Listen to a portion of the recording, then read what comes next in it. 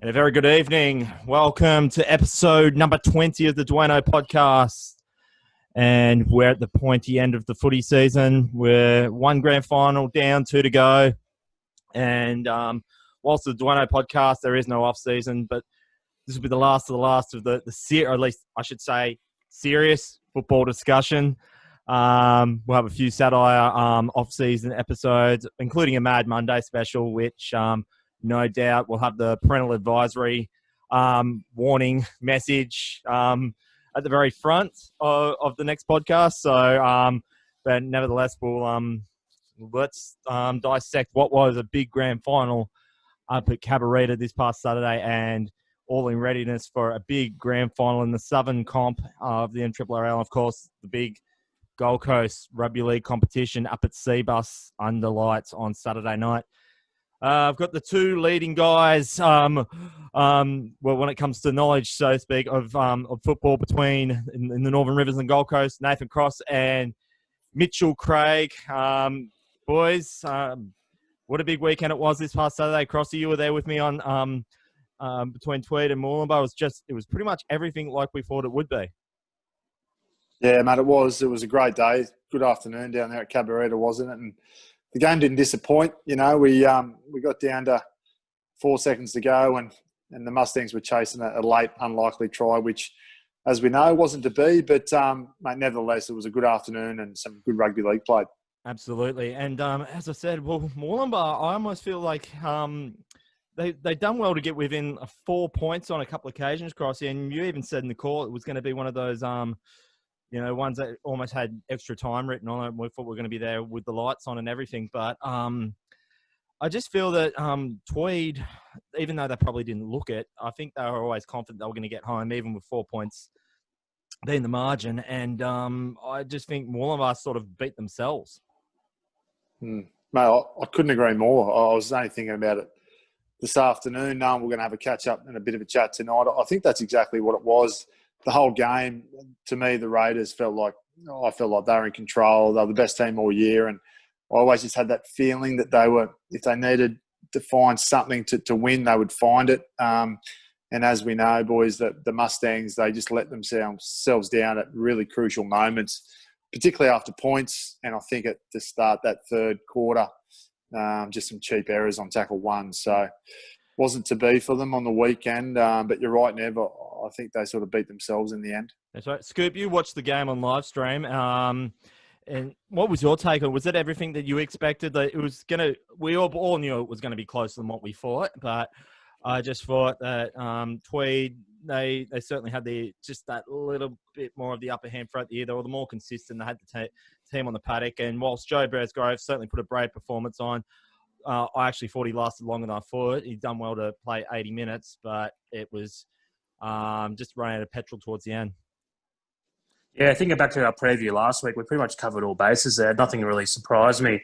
But little general, Tan Robinson, he just that touch of class, and he just had that little bit extra that he put off some of those big plays. I think he scored one at the end there that sort of was the nail in the coffin. Right. He scored off. He set one off a kick earlier. They contained Lyndon McGrady really well. Yeah, I think they were really solid on him. But and the two packs kind of cancel each other out. But just a bit extra touch of class from those few key players. Tweed were always going to be hard to beat there. But yeah, I wasn't sort of surprised how it went. Yeah, and I tell you what, though, like they did have to work for it, though. Like I said at the end of the game, I said Dan Ross I thought was the man in the match because he was responsible for getting all these tries, and like he had a hand in getting them up the field to get these tries in the first place. But you look at the likes of Tan Robinson, as you said, Kalani Hensby crashing over. We must be a good luck charm for him, Cross. He seems that he scores or sets up tries whenever we're there, and I think he scored about maybe 2 or 3 this year, and we were there for all of them just about. Mate, the hitman, he loves it. When he knows that you're calling, he just lifts. He lifts for the occasion. Because he knows I'm going to say hitman. That's right. Yeah. I think he must be getting $5 every time you mention hitman, I reckon. But, he was good again. And I thought Scoop nailed it. I thought both packs evened each other out. I just saw it, and it's been prevalent throughout the year, that the benefit they get from their big outside backs early in the tackle count. I thought that was a real key, not only on Sunday, but in that final series as well, boys. So, Mole's too good, really, although it only showed by 6 points on the weekend, but I thought they were a standout team for the year. Yeah, so I was looking at having a look again today. There's some very large humans on that field on Saturday. They're big sides, aren't they? I heard, and I said in the call when Tan Robinson, when he made that I think it was putting Caleb Nichols. I could be wrong, but I think it was either Caleb Nichols or Adam Walker into touch, and he's only a little pint-sized fella, and but I mean he's built as well. But as I said, like you compare him to the monsters of these the forward pack of the Tweed Coast Raiders. It's like, but still he's still got his. Have you guys ever seen a faster halfback? Just the speed he's got. Oh, he's quick. Yeah, he's quick. Yeah, he'd have to be up there. He'd be one of the quickest I've ever seen, and he's only young. But I can't recall too many other quicker halfbacks than that. He's just lightning, isn't he? He's so nippy. I had the pleasure of coaching him at Tweedhead Seagulls last year in the under-20s. I was helping out Matty King there, the coach, and Tane come across. And obviously I was keen to work with him last year because, as we know, boys, the year before he steered the Raiders to their first ever premiership in 2018. And you're right, Scoot, mate. He's fast. He's got a great show and go, dummy. He's a bit of a student of the game too. Like he understands structure, but he also knows when to sort of fall into structure, but he also knows when to sort of take them on and just back his own ability. So he's a great kid, and he's a very good footballer. He's got things in front of him if he wants it. You know, he'll always be told he's too small, but we all know players that's happened to before. There's a fellow called Jonathan Thurston that was told he was too small. So that's right. I hope he really kicks Tane because he's got the ability. And we're going to talk to we're going to talk to Josh Patston from the Maris brothers, and we're talking like these boys. Like you got Tan Robinson, Josh Patston, you got a few others. You could probably throw.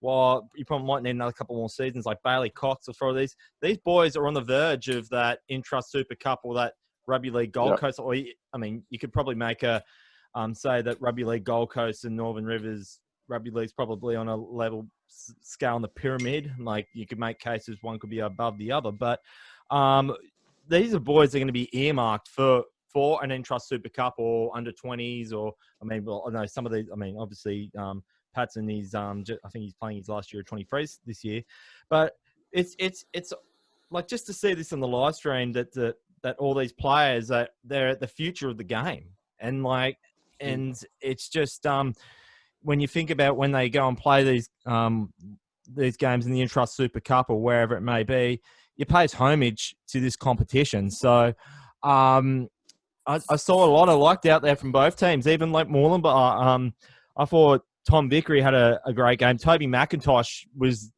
like Lyndon McGrady has been the nightmare of all fullbacks for the rest of the season, but Toby McIntosh held up so well, diffusing those big high kicks. And I think it was a bit of a windy day too, Crossy, in the sun in the face and everything. Did he miss the semi as well? I think he was injured, wasn't he? I think he was. McIntosh. I think he went a bit. He went in a bit underdone. Yeah. Cusack went and played fullback. Yeah. But him and Besgrove were two of their better players, so they were both underdone. So it was a pretty big effort from Wollongbar. Yeah, well, I mean, there's not. I don't think, and as I said, I don't think there was anything Wollongbar could have done more. They could have had a book on how to beat Tweed Coast Raiders on their best day, and I still think they wouldn't have beaten them. To be honest, I just think I think they threw all, and I think it was like last year when that semi-final against Casino before they played Ballina. I think they put all their chips in getting to the grand final, and once they did it, I just think it was all spent, or there was no reserve left for the big day, and both times they were taking on the Goliaths of, well, in this case, Tweed Coast, because that's pretty much it. Simple as that. Much better effort this year than last year. Yeah, you're right, mate. I think they'll be just most disappointed that they didn't really give themselves a chance to compete. And I think you boys will remember last week when we spoke to Phil Ramage, he spoke about the fact that when they've had success this year, they've always completed at 80% and above. Well, I don't know what the percentage is on the weekend, but there's no way it was 80%. So they just didn't give themselves that chance on the weekend. And that's always disappointing on the big stage. You know, that's everyone remembers grand finals, and to come up with some cheap errors, it was just unfortunate. But like you said, Nev, we probably all touched on it. I think the Raiders just kept finding a way, no matter what was thrown at them. That's right. That's right. And so, it pays homage to this competition. As I said, 4 teams, and you think, well, it's a local derby every week, as Mickey said numerous times. But I'll tell you what, though, boys, they have the most competitive competition amongst each other, but they've probably also got the most competitive Silly Sunday as well. I think Tweeds didn't even exist into a Silly Sunday. I think it was just a continuation. They're probably still going. I didn't see much of Moolambars on Instagram, but I think Coogin takes the cake for the silliest Sunday, and I think Bilamble should be disqualified for having 2 Silly Sundays. Because they had 2, didn't they? Because they had theirs last week, so they didn't have any teams in the grand final. So I think Coogin takes the winner for the silliest Sunday. I don't know, Scoop. Did you see any of that? Or I didn't see too much of that. I must before I passed the Scoop. I think I saw Bilamble and Raiders. Mate. Raiders do dress up well. I think they were all over the dress up. Yeah. So. But I don't go anywhere near that sort of stuff. I think it was. But did you see the video? Did you see the video? Speaking of dress up, Mickey Cole. You said the call on Sunday, Scoop. Yes. Mickey Coleman dressed up like Princess Leia. So he cut. When he cut his hair, he only cut it pretty damn short. Is that why he did it? No, but I think he left it just. let's go with that. I think he left. Yeah, I'll try and pull it up before. I might pull it up when we talk to Josh, but no, he left it just long enough just to do the thing, you know. But I tell you what, though, the silliest prize goes to Jordan Kempnich getting locked up under a drain. Looked like they dug a hole, put a crate over him, and they were feeding him beer giving him a beer. Oh, yeah, wow. They almost literally drowned in beer. So, that's a typical under 18s, silly Sunday. And as I said, we'll have to have our own. And yeah, I mean, I'm too old to try and outdo that, but I've got some stuff that I can do that. Not from a football scale, but from a post heavy metal festival show scale. But anyway, so that's the Tweed competition in the books. So so we've got to move, because I know you've got parental duties again, Crossy. So we'll keep it rolling. We haven't really featured much of it, but how could we not realise that there's a big game of footy up at Seabus Super Stadium this Saturday, being the Rugby League Gold Coast competition. Guys, I've had an eye on it throughout the past 10 weeks.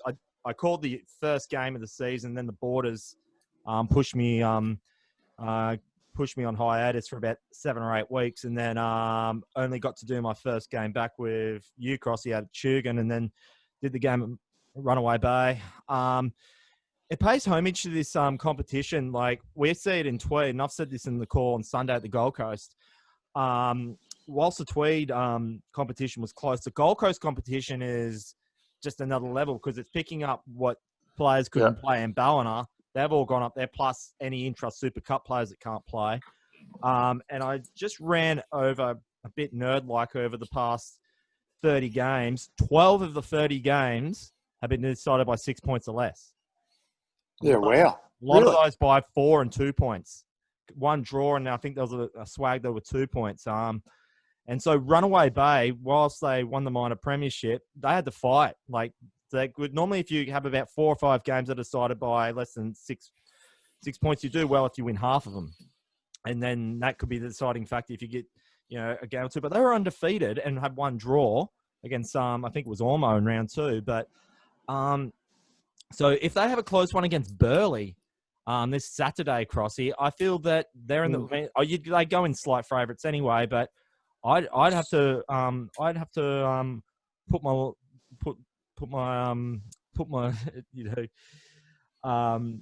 golden tip on the Seagulls. Yeah, you're back in the Bay. You're back in the Seagulls. We're having to break it down too much. I think Runaway Bay. They were playing Mudgeeraba when I did that game on Sunday. Mudgerbah went out to an 8-0 lead after as many. Yeah. Josh Bukowski ran 75 metres, got tackled, almost should have scored actually, and then a player or two later he went and converted, scored his own, scored off his own 75-metre run a couple of plays later. But I just feel Runaway Bay, they didn't look like they were very nervous. They weren't stressing too much, so I feel that Runaway Bay could be the go here. Yeah, well, they got a guy like Guy Hamilton playing for him, who's been a very good Queensland Cup player for a long time, and that's the beauty of that comp, isn't it?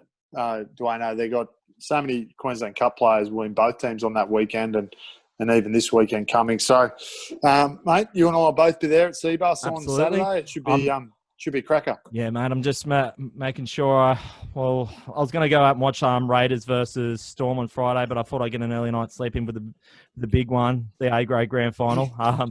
Rest the tonsils. That's exactly right. It's going to be a big, long day. So, Scoop, have you kept any eye on the Rugby League Gold Coast competition at all, or?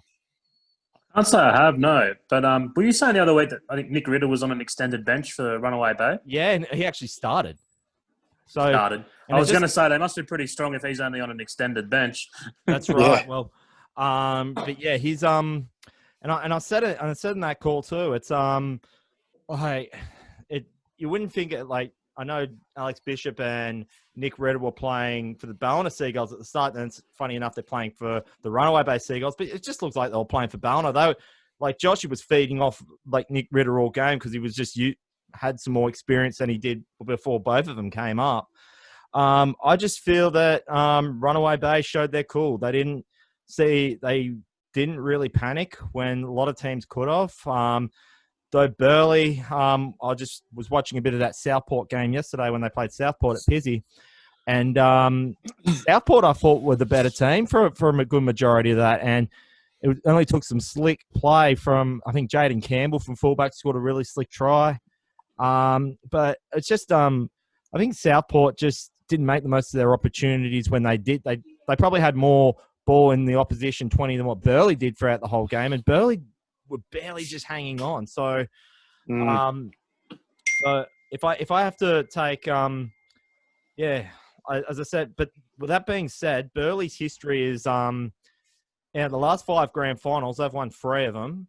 3 out of the last 5. Since 2014, Runaway Bay. So you got the Ballina and Wollongbar rivalry in the NRRL. Like either one of them's in the grand final since the test of time. It's been the same with Runaway Bay and Burleigh. In fact, they both played against each other in 2017, and I think Burleigh won that as well. So either team's been in it since Southport were dominating before 2014. So and a lot of the grand finals haven't been close. So I wouldn't be surprised if Burleigh, just lit a fuse. This stage, the C-Bus thing is new, but the stage is not new for Burleigh. They've been minor major premiers for 3 years out of 5, the last 5. So this will be nothing new to them. They'll have some Intrust Super Cup experienced players there. They'll be up for the occasion. But I could either see Runaway Bay in a close one by about 4, or I'll see Burleigh by 10. Burleigh just has that fuse lit under him and then get up for the big occasion. But then you also go back to the fact, and here's the other thing that I said in a couple of podcasts back, is that this experience in the grand finals could go against Burleigh too, because it's like, well, they've won the last 2 out of 3. So are they going to be, they think, oh yeah, whatever. But Runaway Bay might just be hungry for the occasion. If they win it, be their first minor major premiership since 2000. Well, it's going to be a great experience for not just the A-grade boys, but for the 18s and the 20s boys and all these players to play on Seabus Super Stadium. And for a lot of them will be an opportunity that they've never had before and they'll probably never get again. So I hope everyone just gets out there and enjoys it. That's right. And I'll tell you what, when I heard it was announced, I was like, well, it was a bit bittersweet because this was back when the borders weren't open to rivers like this far down. And then when it got announced, I'll probably say this on Saturday, it felt like my early Christmas present, It feels like an early Christmas present to me. I mean, even just as a fan to be there, I just, if I wasn't calling this A-grade game, I'd be there in the stands. So I just cannot wait for Saturday. And it's going to be going to be a cracking day of footy, and I just think we're in for a blockbuster.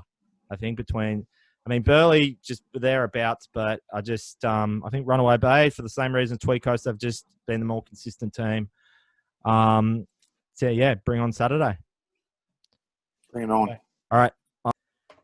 And we're back in the DUANEO podcast for episode 20, which is the season finale when it comes to the serious footy stuff. As I said, keep an eye on the coming month for the Mad Monday special, which will no doubt feature one of his, Joshy Patston's teammates there. Yeah, the punt. I think he knows it.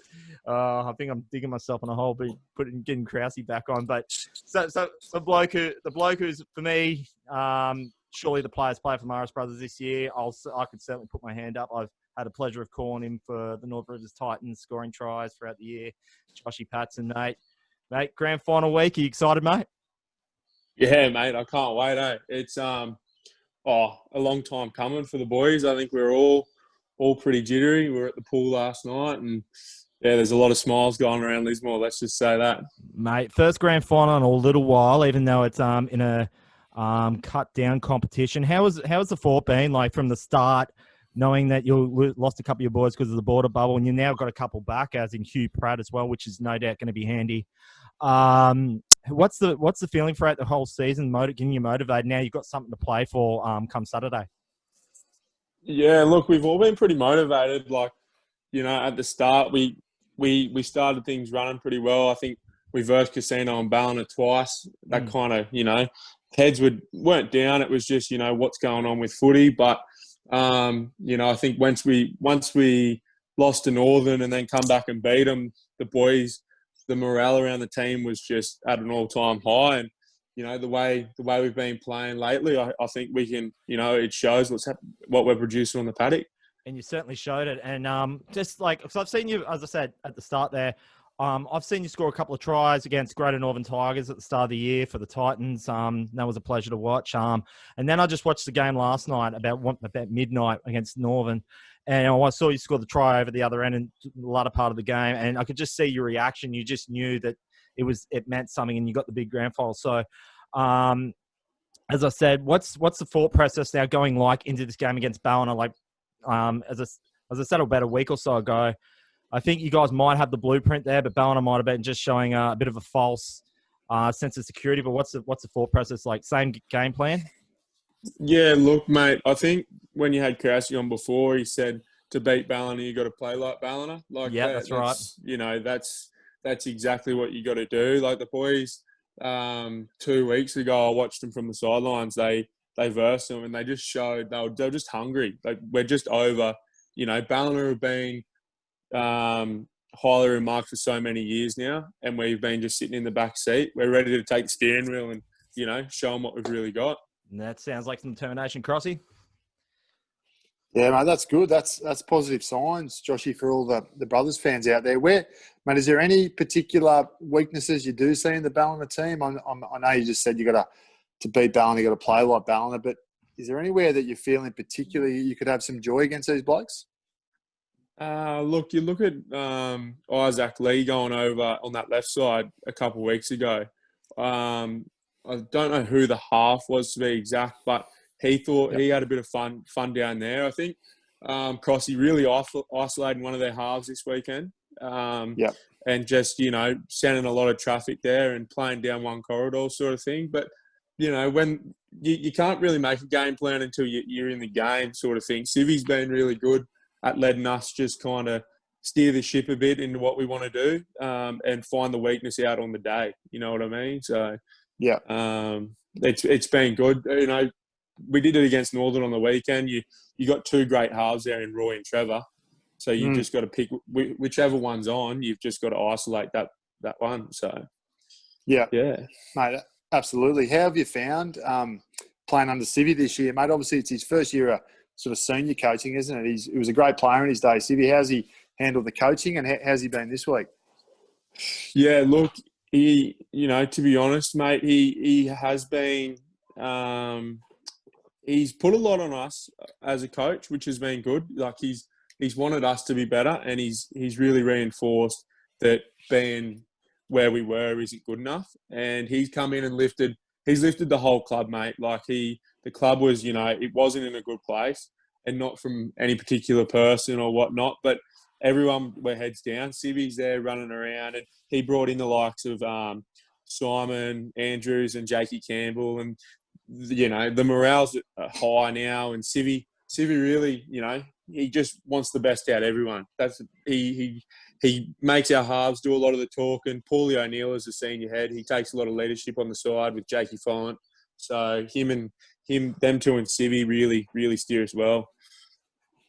Yeah, it's been. I'll hand over to Scoop in a minute, but mate, it's been noticeable and exciting to look at that reconnection between you guys now and to the past with the old boys and everything, and just try to build that culture. I ran into Civi at a coaching conference late last year, and he sort of went through all the plans he had and for the year. And mate, to me, and I'm not even a Marist Brothers person, and I was excited by it. So for you guys on the inside there, it must be something pretty special to be a part of, and particularly if you can get the job done on Sunday. Yeah, mate, it's enjoyable, mate. Like it's good. Everyone's heads high. Everyone's been enjoying it. So the icing on the cake would be getting the win this weekend. Yeah, all the best, mate. Yeah, thanks, mate. Yeah, Josh, you mentioned before Paulie O'Neill. I was just going to ask you, obviously Paulie O'Neill, Lockie Perrin, Kyle Kennedy. A lot of these guys, I'm guessing they're sort of veterans now. I'm guessing they kind of set the standards, and you probably love playing alongside them. And I suppose if there's any extra motivation, you probably want to win one for those guys that have been there for, thick and thin the last sort of 7 or 8 years. Yeah, mate, for sure. Paulie O'Neill, he's got to be one of the most consistent players to go around this competition. His head's always up. He's just a goer. And, when I come into first grade, I looked at him and he's taken me to playing some of my best footy. So, Lockie and Kyle, you don't have to, you don't have to train them sort of blokes. They just train themselves. They just want the best out of themselves. So it's good to have them guys around. And for me, being one of the younger boys in the side, it's good to have them blokes around and learn a lot off them. They steer me around pretty well. So I just do my job and listen to them. And for sure, and like you said, I'm glad you mentioned it before, because I think I said last week, watching that last game you played against Ballina, I think I said it looked like you guys, you feel it did look like, you're sick of, losing against them. You really want to show up and get the win. I'm glad you mentioned that, because obviously, you're not going to, you obviously respect them, but you obviously don't fear them. It looks like it's a good attitude to have.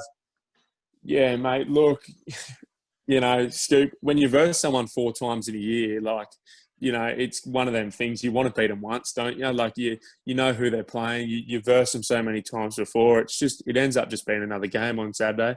Mm.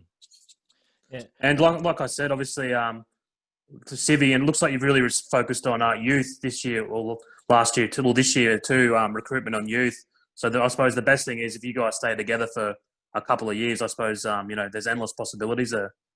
Yeah, mate, for sure. You got, the young blokes like Henry Lee. Henry Lee's been outstanding coming through this year, and his brother Isaac, he's really stepped up the last couple of weeks. And, like you said, Kyle and Lockie, they're only 24, 23, 24. So, the world's our oyster when it comes to youth in our side. So, Joshy, as I was about to say too, so you got the big one on Sunday, but just having a look through the past 12 months. So and I said this about a couple of the Coogin boys that are playing in the Titans under 16s, 18s, went and played for country in UK. You had a sort of a similar upbringing to this season, being you only had a few months forced off season with COVID. But you've basically been playing footy up until the beginning of last year, because you played, I believe, didn't you play country under 23s in New Zealand, and then off the back of another season for Marist, and then now this under 23s campaign and being in training camp ever since. You must be looking forward to this come Sunday when you can put the feet up for a few months. Yeah, mate. It has been a long stint. I won't lie, it is getting pretty tiring on the body. Yeah.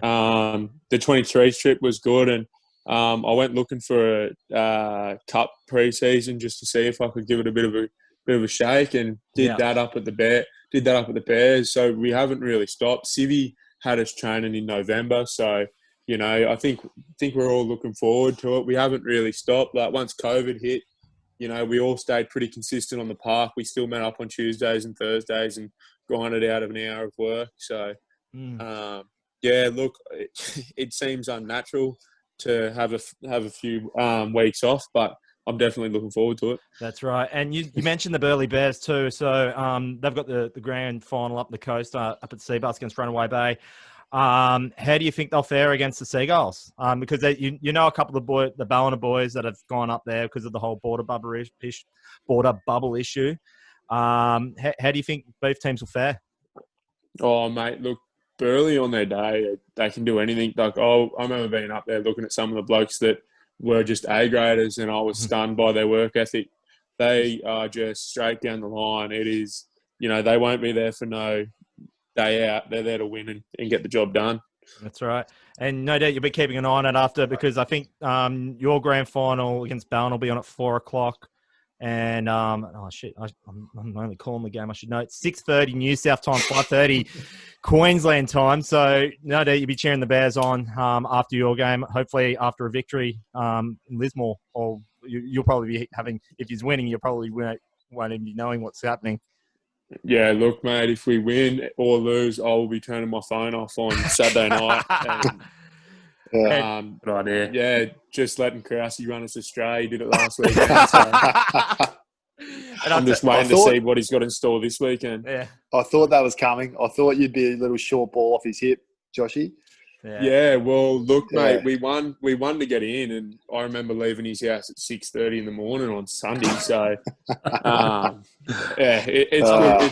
it's good fun, mate. He's one of our off-field captains, so whatever he says goes.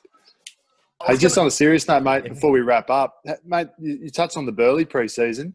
Have you still got sort of aspirations there for next year? I mean, I don't want to take your focus off this week, but have you got any thoughts around next year and what you might do? Yeah, mate. Look, for sure. I thoroughly enjoyed that pre-season up there.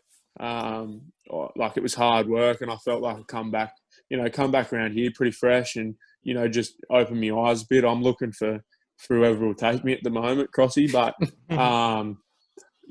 like Nev said, 2 weeks off, and just to let the body recover and just make a few phone calls. I think there's a few blokes getting in touch with another couple of blokes for me, but we'll see what happens, hey?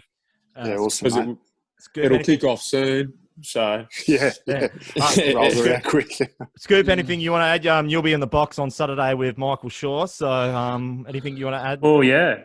Well, I think I spoke to Max Beecher before the game on Saturday and asked him last time when Brothers played Ballina in a grand final. I think he said it was like the year 2000. And it was earlier.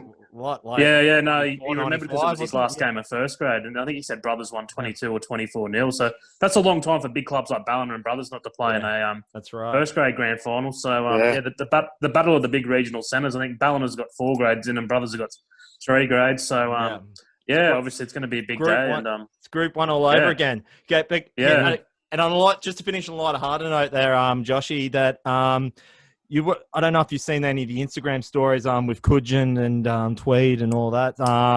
Do you reckon you can show them up when it comes to Silly Sunday? You got a big. You might even Krause on his best day is going to have to do well for some of the shit that I saw on this. Look, mate. You've made a meal of yourself there, Krause. If he sees this, you will see some bad things happening this weekend. Right. I'll make a promise. Can I just say that? Out of the park, I've got him. I've got him on a fishing reel. We've been organising this for a few weeks now, so there's big things and away. It's probably even more dangerous that the grand final's on a Saturday, so you're going to get an extra day in there too. Yeah, mate. And I could just 2-1. Nuts, mate. 3-1. I'll tell you what, you wear your colours loud and proud if you win, but if you lose, I think the colours come off and yet the YTP shirts are going to come out. I'm certain of it. Yeah, mate. Look, I'd go give his Facebook page a like. If you scroll down, you'll see. I already have. 2 o'clock in the morning. So he's he kitted us out. He was good. He's good. I tell you what, I like it, and I said this to a couple of Tweed boys after calling on Saturday that that you guys have been creating my off-season podcast for the next couple of months, and I just say bring it on, but also do it, also just look after each other is the main thing too. So Yeah, mate. Look, wink of an eye and we'll be back to pre-season. Sivy will have us running around by December, so we won't have too much. There's 1.5 metres, mate, at all times. Yeah. Yeah, exactly, mate. And exactly. And just to clarify, Joshy, you don't qualify for 23s anymore for Titans? Yeah, mate. I got another year. I think. Oh, you got another year or two. Yeah. So if I do stick around, I'll be looking at. I was trying to get back in that country team this year, but that got cold. So obviously, if I do stick around, that's my aspirations for next year. Well, Joshy, it's been a pleasure, mate. Start of the year, seen you score like 2 tries off Darryl Brooks against the Greater Northern Tigers. I've seen as well as last year. Hopefully, you do get picked for the Titans. I'm pretty sure, no doubt you will. As I said, I'm shifting up to the GC at the end of the season, but I'm still going to come down and jump in the box to see you boys do your thing. And best of luck for Saturday. And don't let Krause run the whole party, boys. It's a Lismore party if it comes off. But best of luck on Saturday, buddy. Thanks, mate. Thanks a lot. No worries. So that was Joshy Patston Hey, from the Morris Brothers. See you, boys. Big grand final against Ballina comes Saturday, and you'll see it on Mark Goff Media on Saturday afternoon. Guys, so the serious stuff is out of the way. We've done the business. Bring on Saturday for you, Scoopy. You'll be there with Shorey, mate. Just as I said, if he starts looking over it, I know he sounded a little bit distracted on Saturday because he had the star eyes for Andrew Moore in the ABC. Didn't he? He would have been starstruck, wouldn't he? Yeah, he was very excited. Mate, he couldn't wait to get that photo. But mate, have a good call on Saturday, and Crossy, I'll see you on Saturday for the Rugby League Gold Coast Grand Final. I think you and I could be doing. I think we're doing the reserve grade game together as well. So as well. So it's going to be a big day. You'll be busy, mate. It's going to be a big day. I was just going to ask, hey, Nev, Scoop, who wins, mate? Brothers or Ballina? That's right. I like Josh's attitude. Then he doesn't seem too phased by it, but I'll say Ballina by 10. They were really impressive against Casino.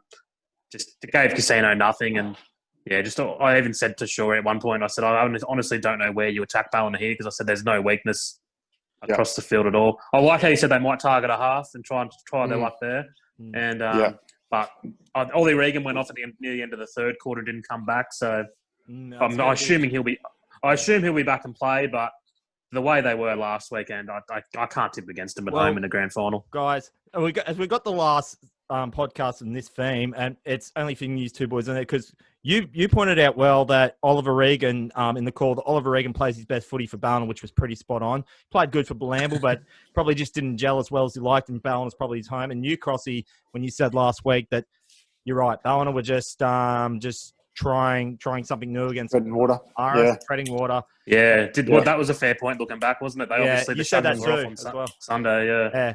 But Crossy, who do you think wins? So both Runaway Bay and Burleigh, and then Ballina and Casino on the weekend. Mate, I think the Seagulls on both occasions. I think Runaway Bay, remind me of Penrith actually in the NRL. Been the best team all year. I think they might win. And locally here, look, I think they'll need to attack Ballina's right edge, brothers, because their left edge with Coleman and Jess Perry, I mean, it's all class. That's where their points will come from, Ballina. But I do see some opportunities to attack their right edge, just with some younger guys over there. So, Nev, I think the Ballina Seagulls will win, but hoping for a close one. And I love Patson's enthusiasm there. It'll be a good game. I wish I could be there. I'm gonna throw a real big smoky in this. I'll say Ballina wins, but and if Regan triple plays, overtime. If it's close, I will say Morris is going to win, because I think they're going to want it more. Plus, just watching that game against United last night, I just feel that Ballina haven't really been used to being in a dogfight all year, and Morris have done it a couple of times. And just having a chat with Joshy just then, I just feel that I think they want this. I think they really. You know what? Sorry to interrupt. I just had a thought, and I remember talking to Luke Douglas at the start of the year when he first came back from England, and Dougie can correct me if I'm wrong, but I've got a feeling Dougie's never won a grand final in his whole playing career. Well, there you go. So I apologise, Dougie, if that's wrong, but I remember our conversation. So I've got a feeling he's never won a grand final, senior grand final. So good luck to the big man. Grand finals can bring the best and worst out of teams, and I think he was really good last Sunday too. I know they obviously expected from him playing over 200 games NRL, but he was really solid. Okay. And and for me, it's like if Ballina, as I said, and I said this from numerous podcasts, and I just said that, use that Burley analogy too, that when you play enough grand finals, and this one, in all fairness to him, it's not as prestigious. I don't mean because there's that I haven't got a full grid of teams. Yeah. They're not feeling it's like the prestigious way being Moorlambar 3 times, Coogin, Byron, as well as they didn't beat the Raiders, but they played in every. I used to start every last 2 grand finals in the call, and this is the first time that's saying the big prawn is That's right. has to take a back seat in Ballina for the NRRL grand final. But I can see a reason why Morris can win it, but I think Ballina will just rise. Win. I'm going to say Ballina by 8 points. But it will not surprise me in the slightest if Mara just the same deal as Runaway Bay. So bring on Saturday, fellas. I can't wait. Definitely. Yeah. And then so we'll wrap it up there. Crossy, I know you got a other duty. Yeah, you got a role. But Scoop, thanks for coming on off the bench. We're gonna have to make you a permanent member. No, too easy. You're on the team, mate. As far as been a fun couple of weeks. Yeah, I feel like part of the furniture already. Mate, so. we've groomed you. You're a team member on all fronts, mate. I passed the apprenticeship. Yeah, I passed the apprenticeship. You're in the you're fully mate. fledged. And I tell you what, mate. Just in time for Mad Monday. I tell you what, and it's all down here from here. Yeah. Well, I probably won't have time to get Nicky's picture up. I'm probably gonna. I spared him. I think I embarrassed him enough last week with the Blamel stuff. So, so that was DUANE Podcasts episode 20. As I said, there's no off season for me. I'm going to keep going. I'm going to see what these boys do on Mad Monday and talk about it. So, as I said, I'll need the parental advisory sticker. So you've been warned. Yeah, heavy parental. Okay. So if you're just to break it down, Mark Off Media, that goes up from 4 o'clock. We'll have all 4. There'll be all 4 grades. Ballina featuring in all 4. Morrison featuring in 3. A grade kicks off, I believe, at 4:30 New South time, and that will leave you just enough time to head over to Bar TV to see Runaway Bay and Burley, and I'll be in the box with Mick Heary for the A-grade grand final at Seavar Super Stadium, and they'll be on at 6:30 New South time, 5:30 Queensland. So that was DUANE Podcast episode 20. Enjoy your footy this weekend. We're going out with a bang, and I'll be on deck for the next podcast in the coming weeks. I'm going to have at least a week off in the podcast thing, but be backfiring. No off season for me. Enjoy the rest of your night. We'll see you on the weekend wherever you may be watching. Good night.